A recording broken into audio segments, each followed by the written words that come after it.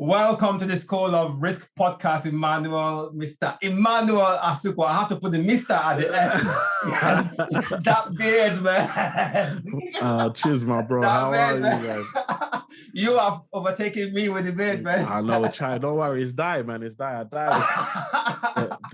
Listen, man, welcome to the show. Yeah, welcome. Thank you, man. It's really good to have you here. And listen, I know you got so much to share with our listeners. You are someone I call a financial guru of finance. You know what? Let the listeners hear from your own mouth who you are. Let them know who you are, please, and what you do. Let's get this show started. No problem. Hey, people, I'm Emmanuel Asuquo. Some people know me as E-Man. Some people know me as Uncle E-Man. I'm a financial advisor. I basically been a financial advisor for a long time, but I help people that work hard for their money, make their money work hard for them. And I do it in a way that's fun and enjoyable. I'm not this suit and tie. I've been there. I've been in those environments, suit and tie, professional, make you bored. No, I try and bring finance to life. And, you know, for me, it's all about getting people to build wealth, about ownership, take control of not just ownership in regards to assets, but ownership of their lives. And yeah, man, I help in any way I can. That is amazing. You know, I love what you said there about making finance fun, because when we hear about people in finance, we see people in the ties, looking all serious, no smiling. Come on, man, life doesn't have to be so serious. You know, money makes, money, is part of, it's part of life. Yeah, we just have to have fun with it and not take it too serious. Don't you think so? No, definitely. And make it understandable. I feel like, and this is like industry secrets, but I remember when I used to work at Barclays, like they used to tell us to make it complicated so that when we now charge the fee, people will be so lost in everything that we said. Do you know what I mean? They'll be like, it must be worth it. Like everywhere I work, there's like, don't make it sound simple because you have to justify your fee. I've learned, that actually, if you empower people, you teach people, you empower them and let them know the knowledge. Number one, they'll still pay your fee because they feel like they've learned something that they didn't know before. So that value that you've added to them, that's what they're going to pay for. Number two, they can then go and explain it to their children or their family members. What I've understood with this finance thing is that us just keeping it for just the rich or those that can afford to pay our fees is actually stopping normal people changing their lives and actually understanding that I can't speak to everybody. So I need to empower those that I can speak to so they can go and speak that to other people. And that's how we get better as a community. That's how we get better with our money. But then I also realized that people make a lot of money from us making bad financial decisions. Yes. And that's one thing that when I was in the bank, I was like, no, you guys are doing this on purpose. This is not accident. You guys are doing, because somebody's making a lot of money from people not knowing how to do better. And actually, if the more of us that do better, somebody else is crying. So for me, it's like actually empower us. Let us understand that we've been conditioned to be consumers. We've been conditioned to be buyers, and actually we can become owners. And it doesn't take a lot of money to become an owner. That's the other thing. I need to be on a certain salary. You know what? I wish I could just take my mic now and just do a mic drop. I'll do a mic drop right now on that. Seriously, man. And that is truth you're speaking there. That is some serious truth, man, because, we hear about the term, the 1%. Yeah. And when you think about that pyramid, who's at the bottom? Who's at the bottom? Exactly. Who's at the bottom is the majority. Yeah. And those guys at the top, how many brains do they have? I like to say those. Come on, our parents always said that when you say that you come fifth. So the four people above you, do they have two heads? You know it is, but it's true. Exactly, yeah. It's true. Like we have ability, we all have the opportunity, but also are we being intentional? So we can blame those at the top, but also what about us? When it comes to, I always tell these people, when it comes to like my wife now, she knows she can't come and tell me about Kim Kardashian and did it. There are people, if I said, what are Kim's children's name? You know all their, do you even know your own children's name? Exactly. Only one child, the other child's name. but celebrity, you know their name, you know what school they went to, you know their qualification. That is so true, my brother, man. That is so true. Are we being intentional about our own lives? Are we being intentional about our finances, about our dreams, about our goals? And 9 times out of 10, no. And that's why a lot of the time we don't have the knowledge. The internet has changed so much. We spend time on Instagram, YouTube, social, all of these types of things. You can use them to learn, but we use them to just for entertainment purposes only. And so then when we wonder why we're stuck in the places that we're going to be. But I also understood that, you know, common sense is not common. It's not. It's not common. It's not common. You are so right. You know, and you know when you say that, you know, my mind goes back to the educational system. Now I've done, you know, I feel the educational system is a big influence on how we perceive finance, how we perceive money, how we perceive wealth. You know, and this is something that I've spent a lot of time doing a bit of research on, because I like to understand what is it that makes people, you know, not see the reality of things. How they've been conditioned. Someone once said that education is no longer a place of learning, but it's a place where you get indoctrinated in a certain way. And everyone is conditioned from a very young age to go to school, learn a trade, come out and get a job. No one is taught about how to really make money, because going to school, getting a job is not how to make money. It's not how to live. It's not about wealth creation. No, and that's the thing. And the thing is, what we have to understand is that the education system was designed to get people back in work after the war. That's what that was, and it hasn't changed. It hasn't changed since then. And what we have to also understand is that private school. So I do a lot of talks at private school.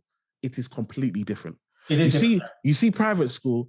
If you see the way that students talk to their teachers at private school, you'll be thinking, because the student says, "Listen, my parents are paying you, so you are working for me." Do you understand? So I don't have to listen to what you say. I am going to question everything you say, and you better have the answers. We are not taught critical thinking in state school. And private school, they're taught to challenge everything that comes their way. And so what happens is that we are so easily fooled into believing that what we see must be true. Because that's what we've been told. You go to school, your teacher, you get a teacher, they tell you, just like when you go to work, you're going to get a manager.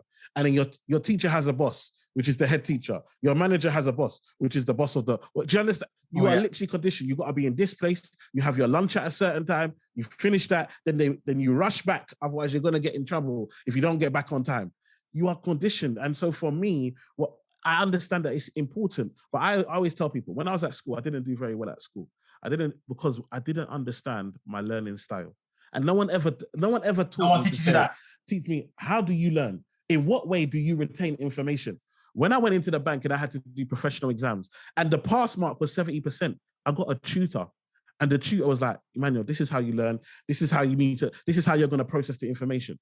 And I passed all the exams. I left school thinking that I wasn't clever. I wasn't academic. I was sport. I was very good at athletics. I was very good at basketball, running, rugby. I thought I was going to be a sports person because that's what school let me feel like I was good at sport. I used to miss lessons to go and play sport. But the reality was I just didn't know how I learned. And I didn't have the motivation. When I had to go and do my professional exams and I knew I was going to get a nice salary, a company car, company credit card, guess what? I took the time to sacrifice other things. None of my friends could call me, because I had the motivation. You had the incentive there. And the incentive was there. There was no incentive at school. No, I never saw people like me now that I'm doing this those types of people never went back. I never saw people like me in positions of power. I never saw people, the only people I saw, rappers, musicians, drug dealers. That was the 3 things I left school feeling like. If rappers, sports stars, or drug dealers, those are the only 3 people I knew that were black and that were successful in a way. Okay, now you're touching something that is that I used to call sensitive. You know, when it comes to anything racial, I don't like to touch it. Yeah, I don't like touching it because people don't want to hear the truth. And because you brought it up now, I'm going to use this opportunity to talk about it. Come on, because seriously, because it's the same thing. You know, I've been in the corporate world. Yeah, you know, and that's how we cross paths anyway in the first place. Exactly. You kind of pass each other. You know, and you know, particularly in banking. Yeah. Now, one of the things I've noticed is that like you said, people of color, Black people, are only at a certain level. Yeah, we never get to the top. Exactly. The only person that I respect who's done it is what's his name, Tijani Tiam of Pro. I respect that guy because a lot. Number one, he wasn't just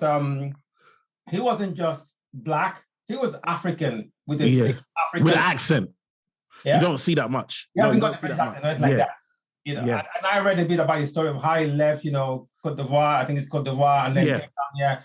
There was a war and all that stuff, and he just rose up in the ranks. I mean, he may have had some advantage because he was in the high political office when he was back in Cote d'Ivoire and all that stuff. Yeah. But then he used that to his advantage. Yeah, no, definitely. So why do Black people, I'm being specific now, why do Black people always see that they don't see themselves rising higher beyond the usual?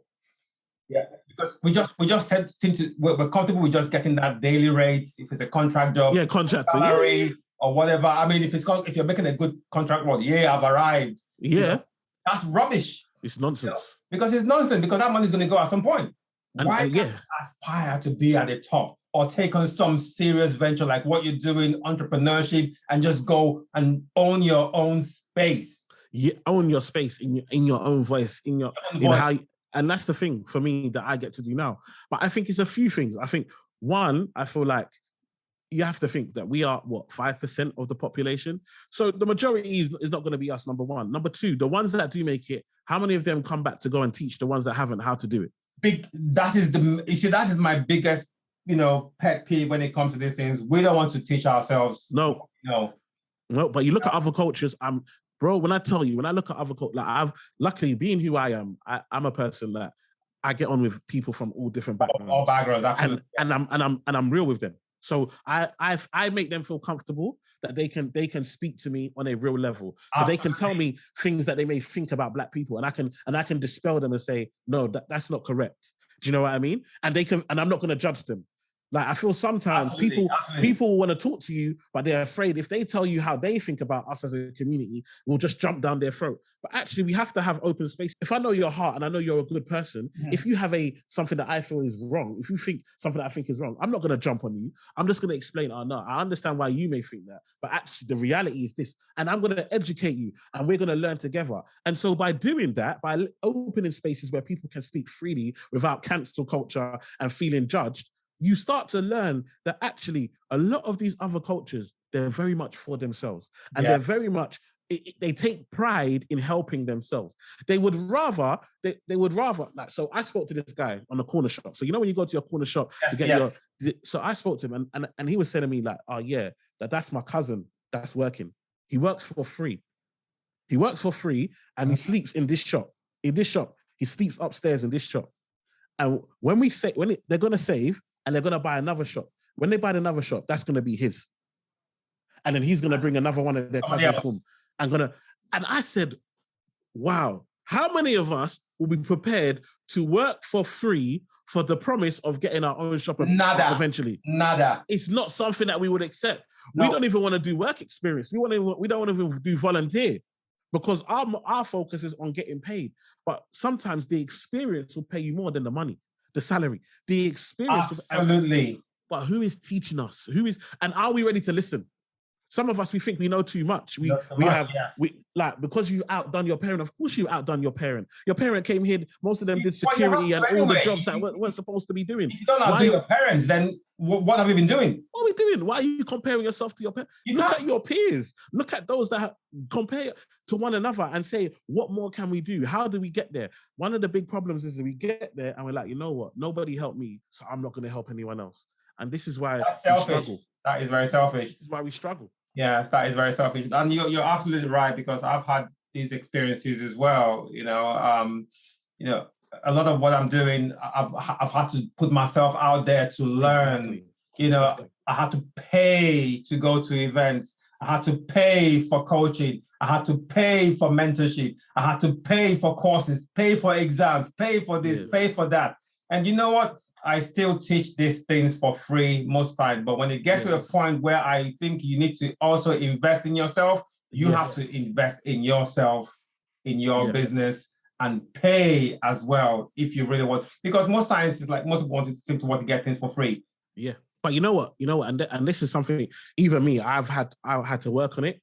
And now, for example, I've had to separate myself from when it comes to paying, because I've got such a heart for the people. I will do things for free. But number one, people don't value it, number one. And number two, people are paying other people. Let me tell you, exactly. You can buy trainers for £200. You can go to restaurants and pay £200-300, and then it's gone. And yet, what I'm going to give you is going to help you not only now, but help you make money for the rest of your life. Yes. And you don't want to pay me. Might just be equivalent to just that £200, or even less, or even more. Who knows? So but something that would benefit you for the rest of your life, man. For your life.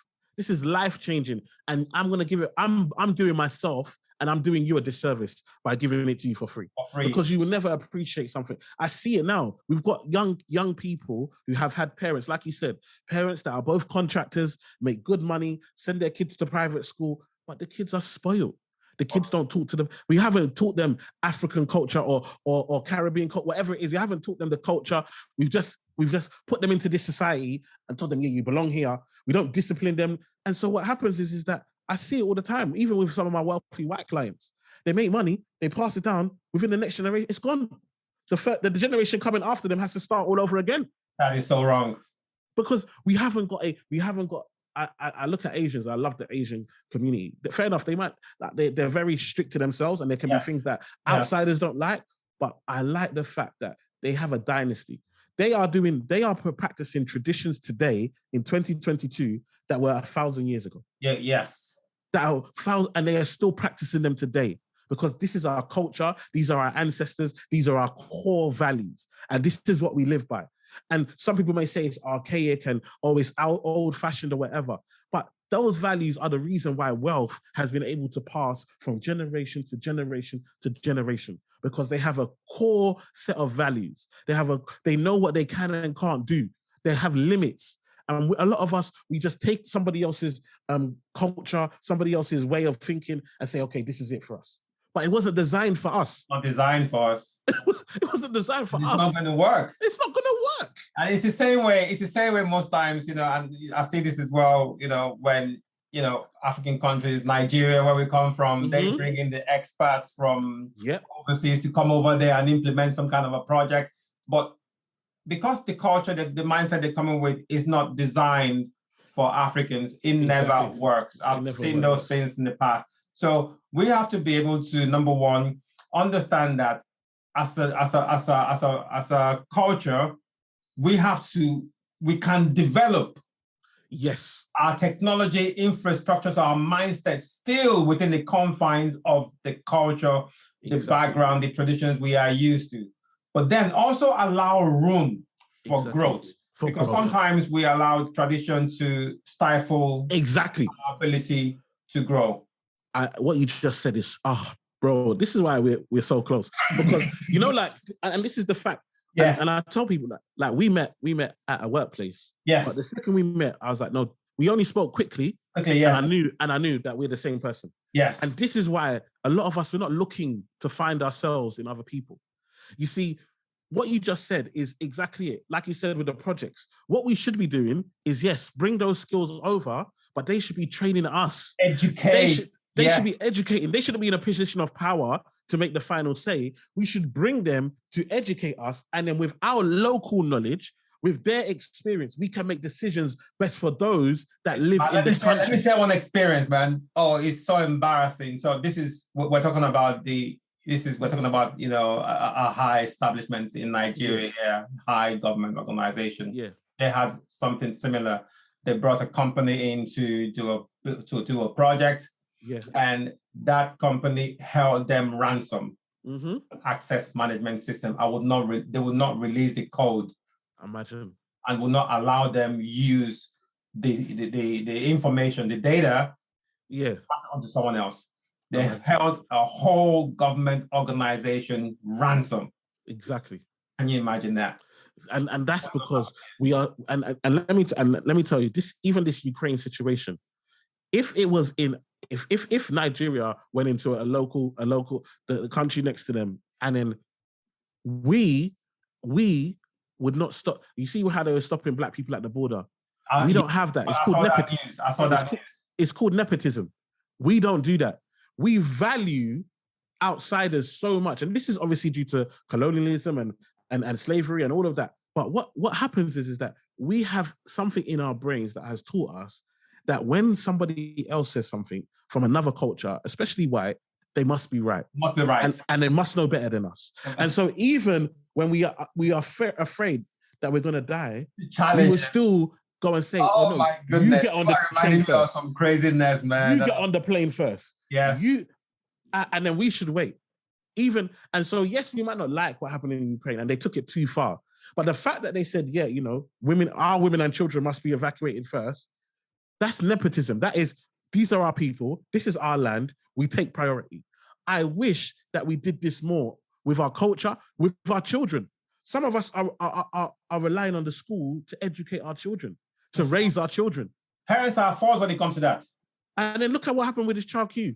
Yeah. This happens because we are so reliant on the system. The system wasn't designed for us. The system isn't designed to help us. We need to be school governors. And you know what? Even this thing taught me, we need to be police. We need to be in these environments. As much as I grew up not liking the police and having a disdain for the police, Black people, we need to be in these spaces, because if we are not in these spaces and we keep saying them and us, they will continue to treat us anyhow. We need to be teachers so that we can protect, all of these things, doctors, nurses, we need to be in every single one of these environments, because if we are not taking spaces, the problem is that we say, we're only going to be doctor, lawyer, accountant. Yeah, these are the only jobs that we can do. That's a lie. Who told us? Where did this come from? That's a lie. We challenge it. You keep trying and trying until we break the status quo. We have to break it. We have to. And it's also, the more we try, the more we put the spotlight on those who are resisting this change or this integration. Exactly. So we can't say, and you just touched on something that really, again, is a bugbear for me, because like when you think about a lot of the Africans coming into the UK, let's use the UK as an example, what jobs do they usually end up in? Either nursing. Yep, nursing. Or social care. Yeah. And I've said these things, and exactly what you said there is the feedback I've gotten when I've asked certain people this question. Yeah. They say, that's what's available. I'm like, no, you just have to, number one, I think is laziness on their part. Yeah. They might think I'm being very critical here, but it's laziness on your part not to want to learn something that is more challenging, or what you find more challenging. You just fall into something and it becomes a safety blanket because everybody else is doing it. Exactly. And I think, look at it, like some of my friends are pharmacists, for example, and they're tired of just working as a pharmacist. They want to own a pharmacy. But they said the Asians won't sell it to them.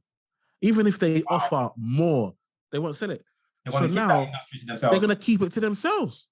So now, and so there's so many different places. Like I was talking to some Turkish people, and in North London there's a whole strip of road, and it's like restaurants and buildings. It's all and it's majority owned by them. And they say, listen, whenever one of these buildings come up for sale, whoever's selling it has to come to us first and give us first. And then even if we don't have the money, we will add all together, and to ensure we keep control of who owns here. Wow. Tell me, are we doing this? Where do we own? We won't even buy a house with our brother or sister or our mum and dad. We buy a house. We all trying to buy property on our own. I tell you, when I look at the Indian community, they buy together. Yeah, 3 of them. Think about it. If I go to the bank now and there's 3 of us, and we tell the bank we want to buy this house, and they see 3 salaries on there, the bank is going to sign that as quick as possible. Straight away. When you go with your 1 salary trying to buy in London, of course the bank is looking it up and down. They're doing checks. They're nervous. But yet you come from a household where there are 4 or 5 incomes in that household, and all of you are trying to buy individually. On property. We want to have 100% of nothing rather than 20% or 30% of something. Which is self-defeating. And this is why we're always coming from a position of weakness. And so for me, when I'm talking about ownership, it's about us getting into positions of power.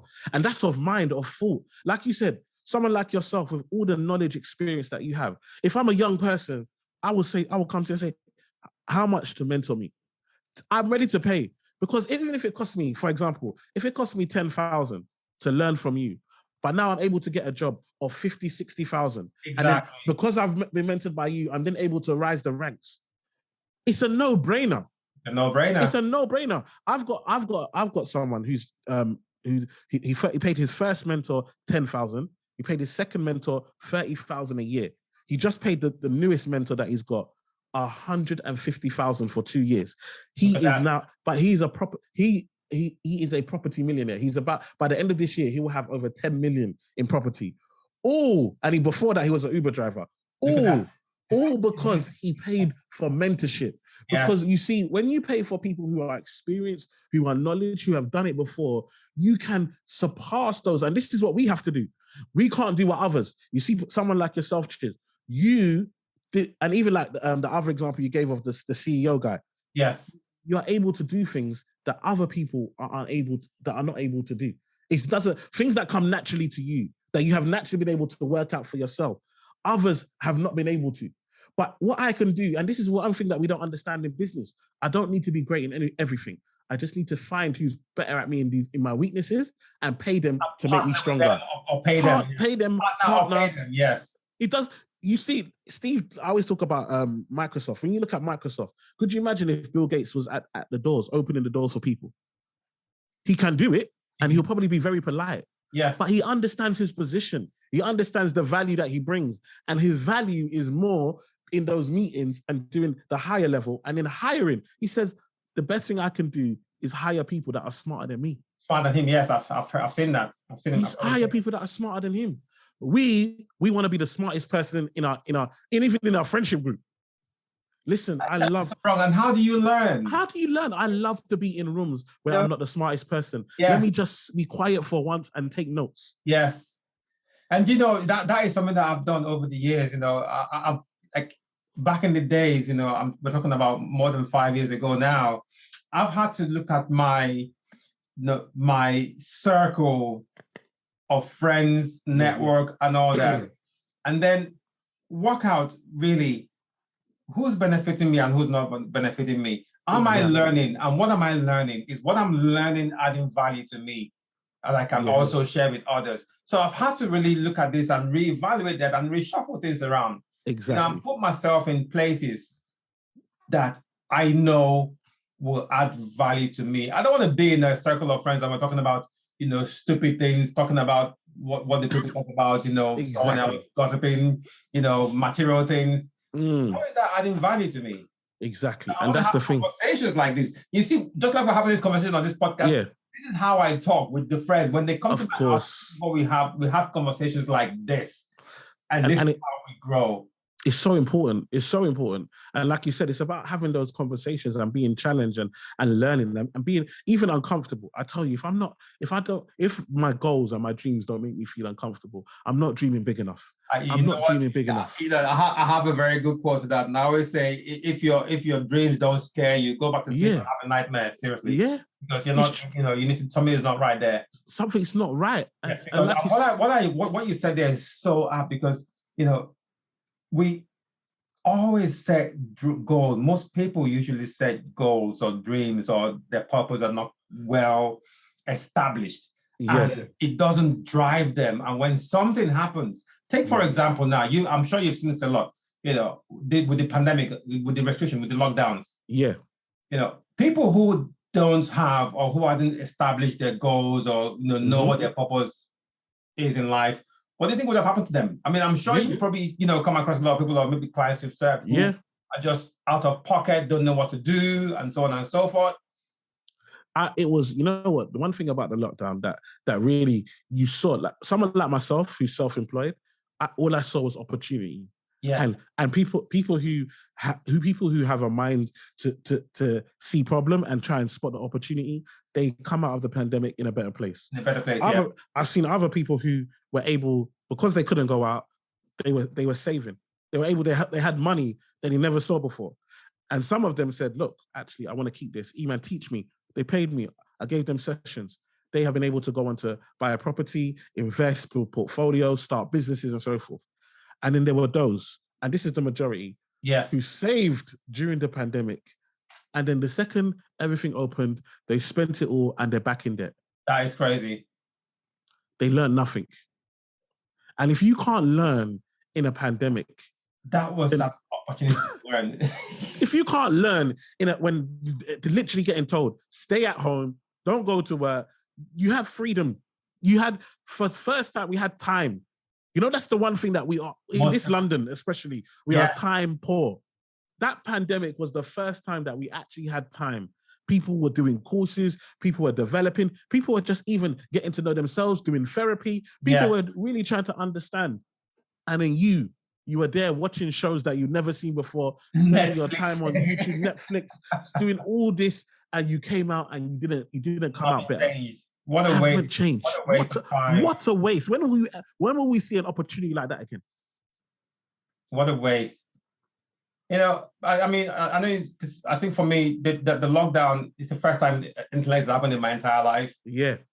But to be honest, I am grateful for it because I learned so much. I traveled to places where I've never been to before virtually, and you know, interesting. I built some really great contacts, some real good connections. I even had opportunities to train, to teach in the Middle East, you know, and got paid for it. You know, so, you know, these are things that we have to think about and ask ourselves questions, you know, those difficult questions, because no one else is going to ask us those questions. We have to really ask ourselves those honest questions. Exactly. Am I doing what is necessary at this point in time in my life? Exactly. What have I learned? Exactly. That is adding value to me, and I can also use to better my family. You know, and also, how do you, if you're someone who's a family person and you've got children, how do you want your children to turn out? Exactly. What are you teaching them? What are you teaching them? And that's the problem. I think sometimes we think that the kids learn only by us sitting down and telling them do this, do that. The kids learn from what they see. If they see the mistake, like I tell my wife, be careful what you say, because certain words you'll use, they will hear it, they will go and use it outside, and it will stick in their minds. Yes, it will stick in their heads. So, what people are we surrounding them with? If I can't have this type of conversation with you, then my kids can't play with your kids. I'm sorry. Absolutely. I'm sorry. I'm very particular about that. Yes, I'm sorry. I've got two kids as well, you know. So I you know, I'm not going to put them in the circle of friends or people whose kids are, well, I don't know what I used to describe them, ill-mannered, you know, don't have experiences to share or good value and all that. They're not going to be in that circle. Nope, then my kids will not be. Because I spend a lot of time with my daughters educating them, because I know I have to challenge the school system. Of course. I counteract a lot of the things that they're being taught. Yeah, exactly. Teach them exactly. You know, it's funny. I was my older daughter, she's 12, and she was asking me about the 9/11. Yeah. You know, and she didn't really know what to play, so I had to explain. I'm not going to do this in terms of what I, you know, said. But she was able to understand what took place there and then, and understand some of the fundamentals. And I like to always say, don't believe everything you hear on the news. Exactly. Sometimes what you hear in the news is actually not, because I mean, risk is my thing, and exactly. Analysts, one of the things I would do a lot is ask questions, and I always say, ask questions, ask questions, ask questions. You know, don't just believe everything you are told. You got to ask questions, and then do your own research. Find the data, and then you draw a conclusion to that, and that way you come to a more reasoned understanding of really what is going on.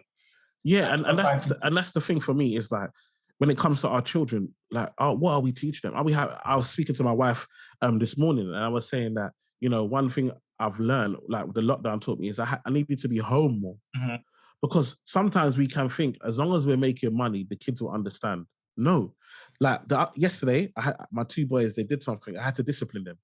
And I told my wife, if this was 2019, I wouldn't have been here to discipline them. That means you would have disciplined them. And you're a woman, and you would have disciplined them on emotions and been emotional. Whereas I was able to discipline them without shouting and being rational, so they could rationally understand. And so what happens is that if my wife is the only person to discipline them, and they only learn from a point or from an understanding of emotion. And so now they become emotional. And so for me, it's really important that we understand the dynamic. Sometimes when I speak to men, it's like we feel like our only value comes from paying bills. Your job and responsibility as a man is way beyond what you can provide from a financial point of view. It's way beyond. You are an example. You have to think about, even like you said, you got daughters. I got 2 daughters as well. And I think to myself, I am their example of what they should expect from a man. Be like, yes. And so if my daughter is going to date someone and she dates someone that I don't approve of, that's because I didn't spend enough time showing her how she should be treated, how a man should treat her, because I didn't spend enough time. And so for me, it's so important that we understand the roles that we play, and it's beyond just the financial. It is, yes, absolutely more than just the financial, because our children, they need love. They need it. They need to see, it goes for both, male children and, exactly. female children. They have to see that, there is a man, because both men and women obviously play a vital role. Yes. Of, the children. It doesn't matter whether, the husband and wife are together or there's a split home. Exactly. As long as there's, collaboration. It has to be collaboration. And it has to be for the better education or raising the children, well, then those children will thrive. Yeah, and I respect women that can, because yes, sometimes, there's separation, and sometimes, the man has been, the man has been bad and so forth. But I respect women that say, you know what, even though I don't like you, I understand that you are the father to my children, and I'm not going to poison my children against you. Do you know what I mean? And it's so important that we understand the dynamic that both are important when it comes to children. And for me, I always say your family unit is your first business. Yes. That is the basis of your first business. And so for me, rather than looking for outside support, the bank won't give me money. Of course, the bank won't give you money. Why should they? They don't want us to be better. Their job is not to help us, but actually it's about us looking at how do we help ourselves, and that should start within that family. From the home. We should have family goals, not just individual goals. Family goals. Why should I, as your father, not want you to own a property? Why should that should be a goal that I should want? Yes. So why would I leave you to go and do that all by yourself? That should be something that we should be doing as a family. How do we make sure that you get on a property ladder? Well, who's next? Okay, how do we get you there? Even now you've bought yours, you still need to contribute to help your younger siblings. Do you understand? It should be our responsibility in ensuring that wealth is built within our family and that it's continued afterwards. Absolutely. Just on that point, there's a question that I want to ask you now, because when people think about wealth, they use the term financial freedom. Yes. Is there such thing as financial freedom? Yes, there is. There is such thing as financial freedom, but I think a lot of people... Let me hear your explanation on that. But I feel like a lot of people, when it comes to financial freedom, it all depends on what your lifestyle is. What does freedom mean to you? Because I think people think it's a certain amount of money that will get you financially free. It won't. It's not an amount of money, because human nature says we always want more. Okay, so there has to come to a point of you understanding how much. If I know that I need £3,000 a month to live my lifestyle, and I can generate that from the assets that I own, and that can give me the lifestyle that I need for myself and my family, then I am financially free of being dependent on a workplace or dependent on somebody else externally. I am free from that point. But a lot of the time it still requires work, because if it's property, I still need to go and manage my tenants, or I can have times where tenants are not there. There's still work required in order to do that. If it's my share portfolio, that can go up or down. So I may still need to contribute. There may be times where, even though I'm financially free, I may need to go back and get a job for any period of time. So for me, yes, there's a level of, there may be something that we want in regards to financial freedom, and there's a certain amount that we need to get there. But that also requires us also being humble enough to stop, because, comparison is the thief of joy. And one thing we do is compare. So all of a sudden you're on 3,000, but now you see that somebody is now living this next lifestyle that requires 5,000, and all of a sudden you're no longer happy. You're no longer free. You need more. You need more. Do you understand? So it's the freedom to ourselves. Yeah. You have to be content and be at a place where you are happy with who you are and where you are. And Absolutely. then you are free. Do you know what I mean? Absolutely. Then you are free.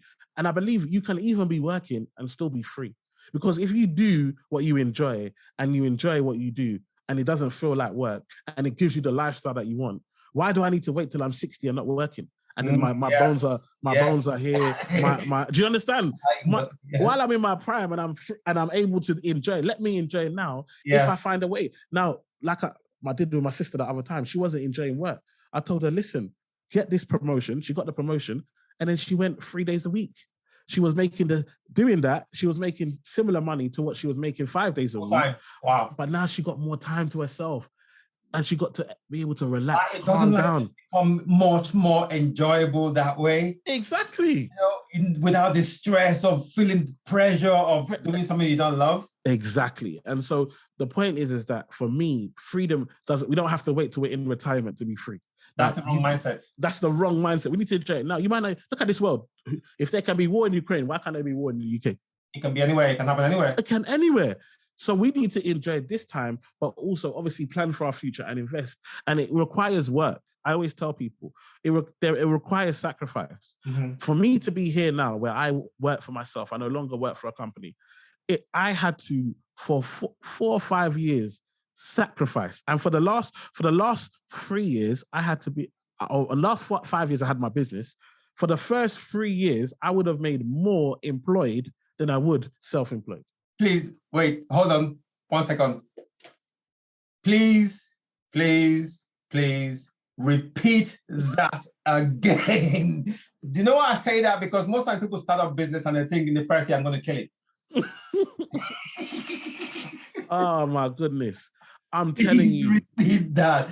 Because, oh, my goodness.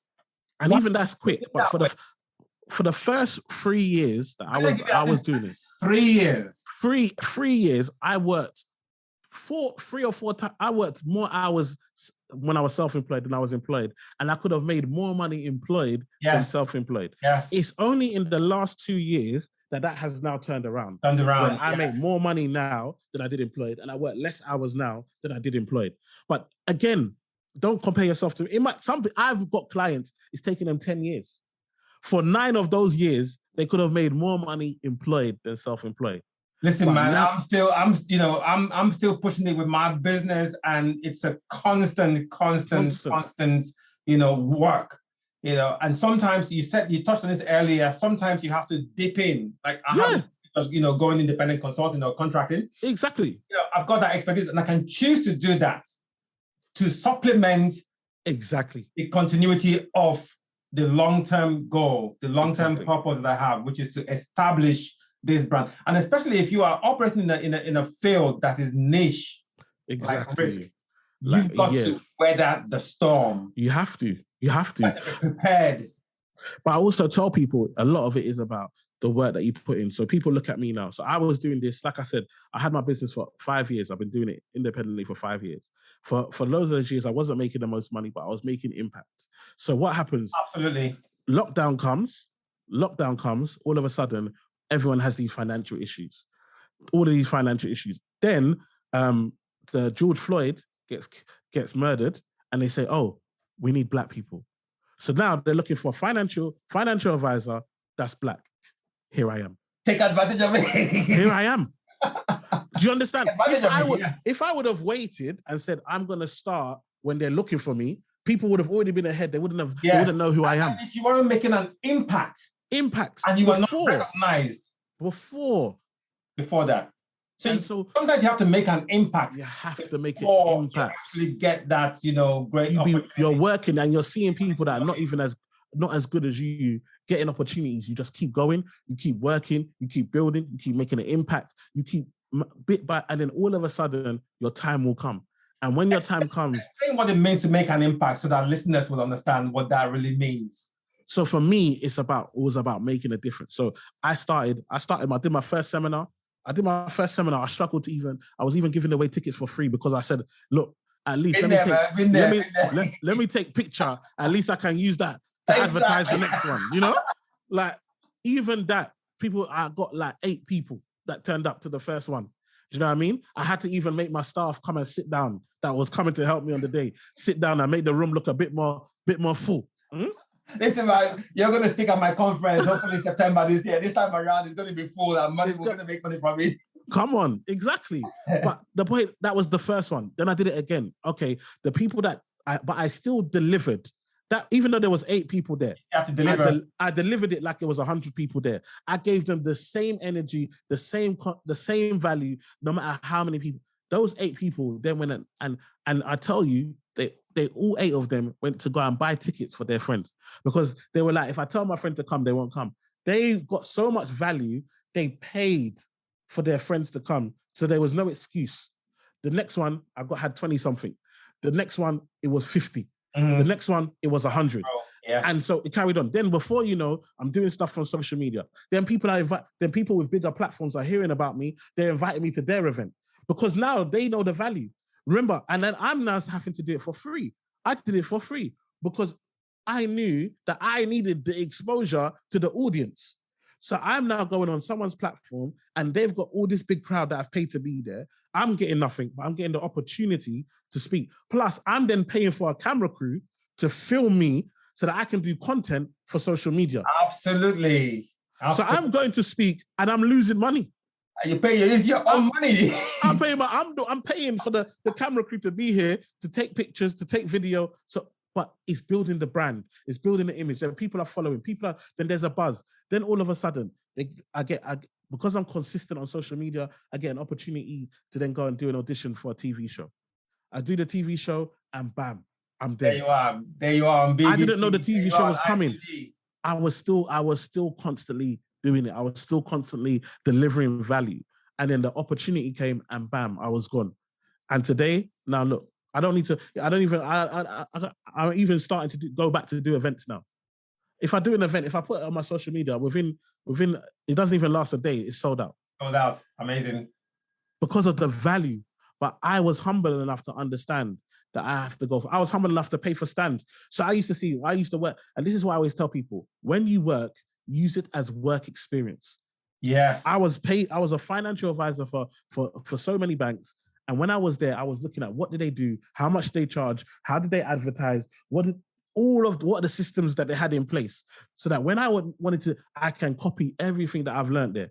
So I remember I did my first show. I went and paid to get a stand at a show, and then I got my wife to make cupcakes. I gave out goodie bags, and all I asked people was for their email address and their details, so that I could email, so that when I do my next event, I can email them. And I learned that from when I was employed. Some of us are employed and we're not using the fact that somebody can pay you for your time. Have you not thought, wow, what did they do that they were so clever? Exactly. They can afford to pay me for my time. Exactly. You know, one of the things that I was saying I was going to bring up when we're having this conversation is that, you know, if you think about banks, what the banks do, they offer something for something. Exactly. And, you know, we have so much to offer, don't we? Yeah. If we're in a job and we're getting paid, we're offering something. Yes. Why not replicate that? Exactly. Even if it's in smaller bites, you know, in bite size. Yeah. Somewhere else. And that way you can have multiple streams of income. Exactly. I was watching an interview from Martin Lewis, and he was saying that now, the way the economy is right now, he can't tell people to cut or save or do anything more. There's no more, you switch this, or there's no more expert saving. Yeah. You have to make more money if you're going to survive. Absolutely. So you have to start using the value that you have to make you additional money beside what you get from work. And just so that we don't sound like we're trying to be greedy with this idea of making more money. What is that key word that means we have to make money? What's that key word? What key word? The key word that inflation happens. Oh, inflation. It happens every price of things. Look at the price of goods right now. Look at petrol. Petrol is almost £2. This is like, do you know they said this, I don't know, there's this film called Mad Max where this guy. That's an old movie. It's an old movie. Yes. And in the movie, the petrol was so expensive that people used to steal petrol out of people's cars. Do you know that that's happening today? That's happening now. Thieves are now going and stealing petrol out of people's cars. Wow. Because it's so, and then selling it on the black market. That is crazy. This is where we're at now. This is happening in the UK. In the UK and in America. Nigeria, it don't only happen in Nigeria, so come on. happening in the UK. In the UK, it's happening. And so what we're seeing, and that's that. We're seeing people that go to work, got a job, and still using food banks. They can't afford food. We're seeing young people that have no access to internet at home. In the UK in 2022. People don't have internet at home. And it's shocking that this is happening in the UK. That this is happening in the UK. So, and the schools have taken all their dongles back now. Because before it was work from home. So the schools were providing. Yeah. They're taking it back. So people don't have internet at home. And you're saying that we all have the same 24 hours. We all have the same 24 hours. But if I have to go to Birmingham and I can take a fast train to Birmingham and you have to walk, the 24 hours, we can't use it the same. Can't use it the same. Even if we're going to the same, because by the time I can get there, do what I need to do, and come back. Even while I'm on the way there on the train, I can still be working and doing. Absolutely. You are walking. Do you understand? Or you have to take the slower train. That time. It's what you can do with the time. So the 24 hours, mate, but what we can do is not the same. So what we have to start doing is understanding what can we do in order not just live paycheck to paycheck. I tell people there's 365 days in a year. Why do you only get paid on 12 of them? If you did a test and you scored 12 out of 365, you couldn't even go home to your mom. They will send you back to Nigeria. They will send you home. Send you home. To the village. What are you doing? Exactly. But for some of us, this is our reality and we just accept it. Every day is a day you can get paid. You just need to work out how do you provide value, who do you provide it to, and what system are you using to get that money back. That's it. Absolutely. That is so vital. That's a great value, you just shared there. Wow. My brother, man, you are on this thing, man. We can talk for 2 hours. Come on, we can talk forever, but don't worry. Make sure you come to the conference. I am coming, man. When is it? I'm coming. No, your conference is September. Oh, definitely. You're definitely coming there. I'm hoping it's going to be September this time around. Yeah. Tell people to come and invest in themselves, get their ticket. We're going to get it sold out. We're going to get it sold out. Absolutely. We're going to get it sold out. Yeah, we'll talk about it offline, and then you're going to be. You've got a spot there, man, because you've got so much value to share, and I think people are really going to benefit because if we don't, put this out there and help people, it's all about helping people. It's not all about making money. This podcast is costing time and effort to be here. Exactly. It's crazy that people I've learned so much from podcasts myself. Yeah, exactly. I put all my learning together, universities and all that stuff. And courses. Podcast has been my greatest learning platform. I'm telling you, ask people. Yeah. Most people will tell you that they learn more. Even people with masters and PhDs have learned more in life through work or experience or people they've met in the general than they have from university or education. Absolutely. Wow. Listen, if people want to get in touch with you for your services, how can they reach you? Yeah, so how can they reach you on? The website is emmanuelasuquo.com. So Emmanuel, then Asuquo is ASUQUO.com. It's the E-Man Effect UK on Instagram, Facebook, Twitter, on social media. And we're here. Like, we've got videos. You'll catch me if you watch ITV, if you watch Channel 4, you will see me on there doing stuff. Sky News, I do a lot with Sky News as well. So I'm out here. We're out here. The information is out here. All I want you to do is to understand that I hope that you can relate to me, but also feel that what can you do to relate to someone in your field? And that's how we win.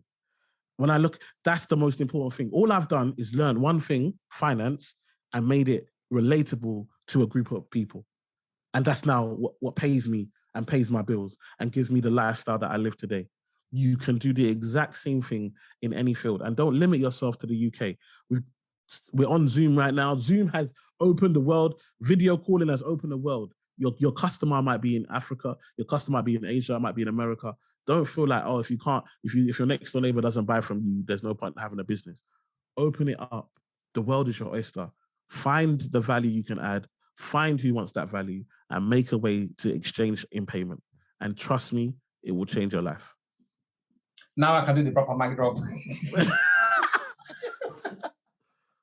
Nah, thank you so much. I'm not going to let you go until I ask you the superhero question. Go on. Last question. Do you have a superhero you look up to? Any superhero? Do you have someone you look up to? Who, and I know the answer is yes. So who is your superhero, and what is it that you find valuable in them that has helped in your own life? I think there are so many people that you look up to, but there's I think someone that's really impacted my life was my teacher at school, at secondary school, Mr. Barry.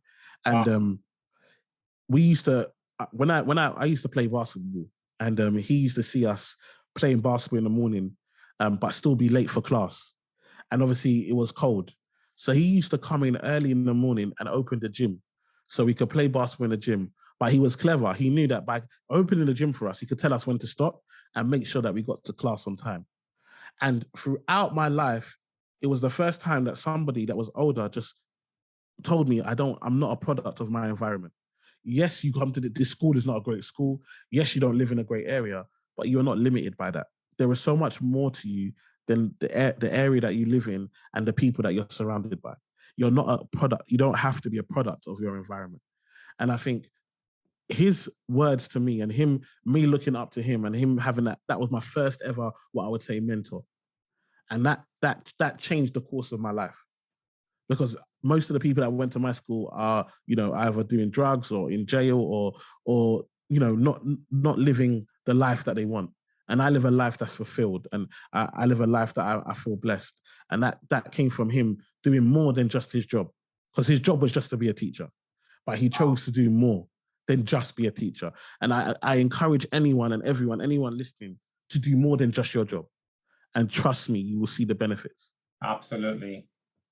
Thank you so much for sharing that insight there. That's one thing that I've learned about you today.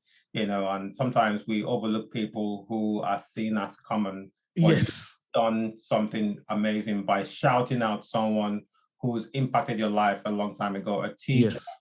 Yes. Teachers are not just common, especially the ones who go out of their way. Exactly. To show you that you can be better at whatever you choose to. So thank you so much for sharing that information. Thank you so much for being on here, with me today. It's been amazing. It's been fiery. It's been intense. It's been valuable. It's been insightful. Thank you so much. And no problem. Listen, we got more to do, man. So thank you so much. Thank you, bro. Thank you for having me. Take care. Thank you. Okay, let's just leave it there. So I don't want to press stop recording. No problem. Press stop recording. I don't know, Zoom does something funny where it just locks out. But we'll edit that bit out. Yeah, end it, no problem. Thank you so much for no problem, bro. On this show with me. It's been amazing. It's been fantastic. I love everything that you said. I know we can go on for 2 hours. Yeah, of course, bro. Of course. But listen, I've got the conference hopefully coming up in September. We'll do something together. I would love you to be on there. Just 30 minutes and just value with listening with people in the audience. No problem. I'll share some more info with you. I'm doing quite a bit, at the moment, in the risk space. Yeah. There's a finance element as well. Yes. Building an education platform where I would like you to also play a role. Okay. Maybe just come and teach what you know, and money from it as well. Yeah. No, it sounds good, bro. We'll do something. Absolutely. All right. Thank you so much, my brother. All right. Take care. Yeah. See you later. Bye-bye. Thanks a lot. All right. Bye. Thank you for listening to this episode with Emmanuel Asuquo. I feel this episode was a no-holds-barred conversation exploring common areas of limitations most people face, and I hope our point of view gave you something to think about, or better still, some positive outlook. We need more conversations like this to open up opportunities for solutions to problems we can easily overcome. Leave us a message using the link in the show bio to let us know what inspired you the most on this episode. Check out our new shows every week and click the follow or subscribe button to be notified when they are released. I am your host, your risk champ, Chizibale Gudo, here on the School of Risk podcast. Until next time, think about this question. What is your risk under management? By that I mean, what is the true cost of the risk you own? You see, when you know the true worth of your risk, then your actions towards risk taking will be purposeful.